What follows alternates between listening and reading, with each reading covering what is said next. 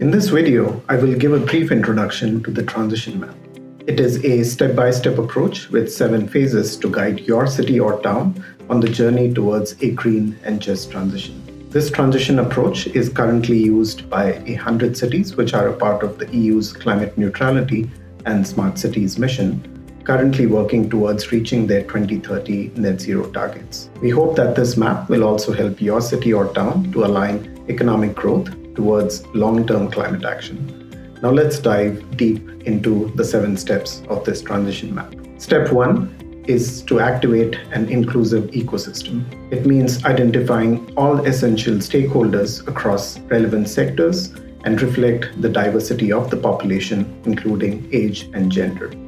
The ecosystem should also include non-traditional voices which are not a part of the planning process. This step helps co-creating a shared vision of what the transition means for a city or town. It also helps mobilize wider support, advocacy, and leadership to work collectively towards achieving this transition. Step 2 is building a strong mandate.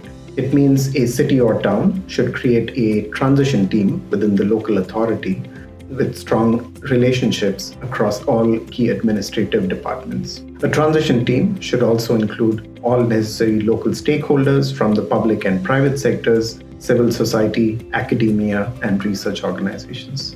Inclusion of all relevant voices makes it possible to connect operations, resources, and capacities to implement a just transition. Step 3 is understanding the system. This step involves working with the ecosystem to bring together all relevant information and data to map the system and existing projects. This helps create a shared understanding of what the scale and scope of your transition is and how various actions and investments can interact as a part of the portfolio. Such a comprehensive analysis should also take into account the current policies, goals at the local, regional, and national levels, as well as the gaps and missing connections between various sectors and departments. Step 4 is co-creating a portfolio. This step connects isolated actions, departmental silos, and uncoordinated roadmaps as a unified portfolio.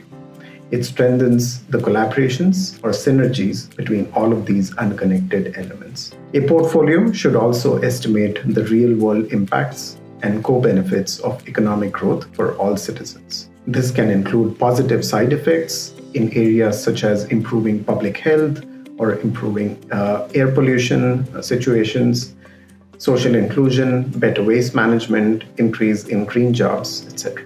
A portfolio should also consider all drivers of change that can help address the barriers and gaps. These drivers can include technology, governance, policy, regulation, finance, citizen engagement, and social innovation. A portfolio logic also acts as a de-risking instrument for all the future investments of your city or town. It helps identify what does a municipality need to learn about and test today to be more competitive and thriving in the future. Step 5 is taking action for transformative change. Effective action requires innovative governance. For this, capacity building might be necessary to adapt a city or town's resources, expertise, and administrative structures to implement the solutions in the portfolio. Implementing the portfolio also needs a wide range of stakeholders to contribute to the transition. It may include local utilities, businesses, NGOs, households, community groups, etc. The transition team should be sufficiently empowered to coordinate across all these various organizations and groups. Step 6 is to learn and reflect to dynamically manage the portfolio. This step helps develop an organizational culture in which risks, challenges, and progress in a continuously changing context could be signaled early and acted upon in a flexible manner. Peer-to-peer learning is critical to achieve this. It not only transfers knowledge about which solutions are working and why, but it also helps build mutual trust. Creating such a safe environment is important to openly discuss barriers and failures and come up with ways to address them.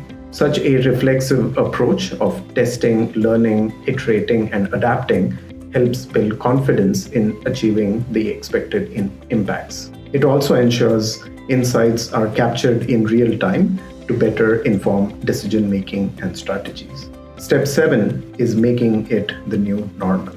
A robust monitoring and evaluation and learning practice helps report and widely communicate the progress made. This helps establish the implemented solutions within your organizational structures, teams, and processes. This step also helps mainstream what a good transition looks like.